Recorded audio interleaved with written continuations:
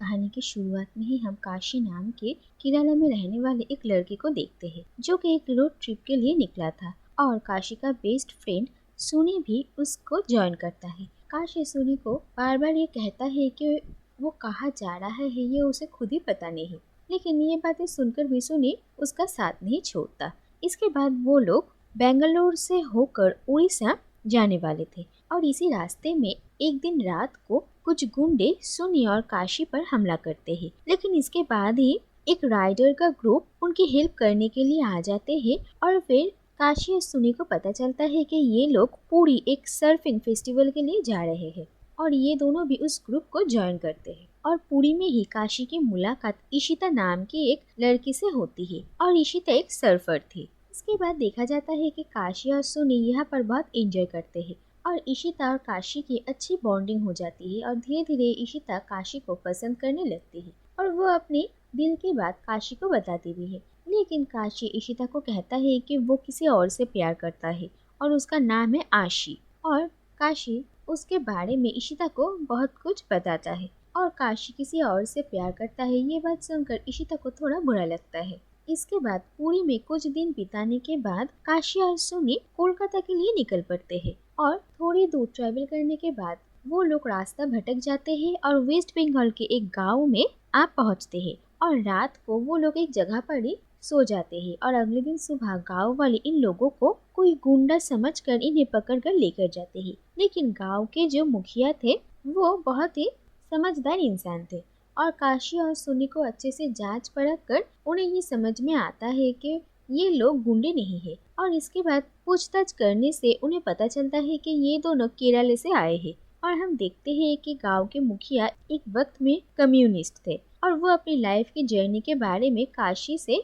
बहुत बातें करते हैं। दूसरी तरफ हम देखते हैं कि मुखिया की बेटी गौरी के साथ सुनी की धीरे धीरे अच्छी दोस्ती हो जाती है और सुनी काशी की जिंदगी के बारे में भी गौरी से बात करता है और हमें पता चलता है कि काशी और सुनी एक ही कॉलेज में पढ़ते थे और वो लोग यूनियन लीडर्स थे और कॉलेज के हर स्टूडेंट्स के प्रॉब्लम्स को लेकर वो लोग काम करते थे। इसी दौरान आशी नाम की एक लड़की के साथ काशी की मुलाकात होती है और आशी और काशी की एक कॉमन फ्रेंड था, उसके ही थ्रू वो लोग बार बार मिलते थे और वो दोनों एक दूसरे को पसंद करने लगते। और इसके बाद एक दिन वो दोनों घूमने निकले थे और काशी को आशी की जिंदगी के बारे में बहुत कुछ पता चलता है और आशी कहती है कि वो नागालैंड से है और कुछ पॉलिटिकल रीजंस की वजह से आशी के पेरेंट्स को मार डाला गया था। इसके बाद से ही आशी अपने नानी के साथ केरला आ गई थी और वो यहीं पर ही रह रही थी और वो अपने पेरेंट्स को बहुत मिस करती है। और इसके बाद वो दोनों धीरे धीरे एक दूसरे को प्यार करने लगते हैं, लेकिन उनके कॉलेज में भी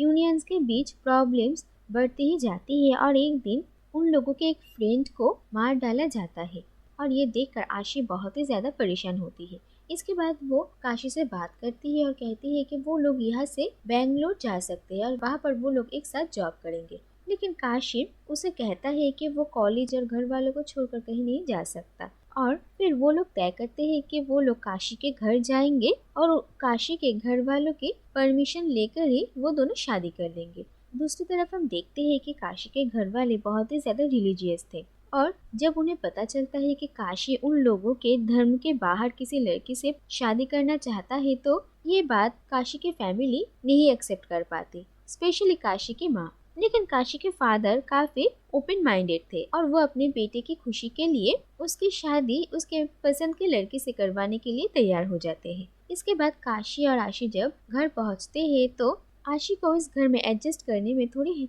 मुश्किल हो रही थी और काशी की माँ आशी को एक्सेप्ट कर ही नहीं पा रही थी। दूसरी तरफ ये देखा जाता है कि धीरे धीरे उन लोगों के रिलेटिव से भी उन पर प्रेशर बन रहा था कि वो लोग इस लड़की के साथ उनकी शादी नहीं कर सकते और अगर शादी करनी ही है तो आशी को अपना रिलीजन बदलना होगा। लेकिन उन्हें ये भी बहुत अच्छे से पता था कि काशी ऐसा कभी भी नहीं होने देगा और इन सारी बातों की वजह से धीरे धीरे काशी के फादर के भी उन दोनों के रिश्ते से सपोर्ट हट रहा था। और ये सब कुछ देखते हुए आशी एक दिन घर छोड़कर चली जाती है और उस वक्त काशी घर पे मौजूद नहीं था और वो जब घर आता है और उसे ये पता चलता है कि आशी जा चुकी है तो वो बिल्कुल टूट जाता है और कुछ दिनों तक डिस्टर्ब रहता है। इसके बाद ही काशी के घर वाले उसकी शादी उनके ही पहचान वाले एक लड़के के साथ करवाना चाहते थे। और ये सब कुछ देखकर काशी और भी ज्यादा परेशान हो जाता है और वो तय करता है कि वो आशी से मिलने के लिए नागालैंड जाएगा और उसे अपनी जिंदगी में वापस लेकर आएगा। और तभी काशी इस रोड ट्रिप का प्लान बनाता है और सुनी को जब पता चलता है तो वो भी काशी के साथ रोड ट्रिप के लिए निकल पड़ता है। इसके बाद हम देखते हैं कि काशी और सुनी कुछ दिन इस गांव में रुकते हैं और वो लोग बहुत मेहनत करके इस गांव में गेहूं पीसने के लिए एक मशीन बनाते हैं, जिससे गांव के मुखिया और सारे गांव वाले बहुत खुश होते हैं। इसके बाद देखा जाता है कि एक दिन वो मुखिया काशी को समझाते हैं कि जिंदगी में हर लड़ाई जरूरी है, लेकिन वो आखिर जिंदगी से चाहते क्या है ये जानना भी उतना ही जरूरी है। और ये सारी बातें सुनकर काशी का नागालैंड जाकर आशी से मिलने का जो इच्छा है वो और भी ज्यादा पुख्ता होता है। और फिर काशी यहाँ से निकलकर नागालैंड जाने के लिए तैयारियां शुरू करता है। और अचानक यहाँ से जाना पड़ेगा ये सुनकर सुनी को थोड़ा बुरा लगता है, क्योंकि उसे गौरी को छोड़कर जाना होगा। लेकिन जो भी हो, इसके बाद काशी और सुनी मुखिया और सारे गांव वालों से अलविदा लेकर निकल पड़ते हैं। और सुनी और गौरी दोनों ही इस बात से थोड़ा अपसेट थे। और फिर हम देखते हैं कि बहुत देर ट्रैवल करने के बाद काशी और सुनी एक हाईवे में आते हैं और हाईवे में ही काशी के बाइक पंक्चर हो जाते हैं और लकीली पास में ही उन्हें एक मलयाली मैकेनिक मिल जाता है। दूसरी तरफ ये देखा जाता है कि सुन्नी को एक ट्रक टक्कर मारने की कोशिश कर रही थी और सुन्नी उस ट्रक से बहुत देर तक बच रहा था, लेकिन आखिरकार वो ट्रक सुन्नी को धक्का मार के गिरा देता है और सुन्नी को ज्यादा चोट नहीं लगती। लेकिन सुन्नी को लग रहा था कि वो उस ट्रक ड्राइवर को पहचानता है। इसके बाद देखा जाता है कि वो मलयाली मैकेनिक काशी और सुन्नी दोनों को ही बाइक ठीक करते हैं और इसमें थोड़ा वक्त लगता है। और वो मलयाली थे ये बात देखकर उन्हें थोड़ा हैरानी होती है और इसके बाद वो उनकी जिंदगी की कहानी के बारे में पूछते हैं। वो कहते हैं कि वो केरला में रहते थे, लेकिन कुछ पॉलिटिकल डिफरेंस के वजह से उन्होंने एक मर्डर किया था और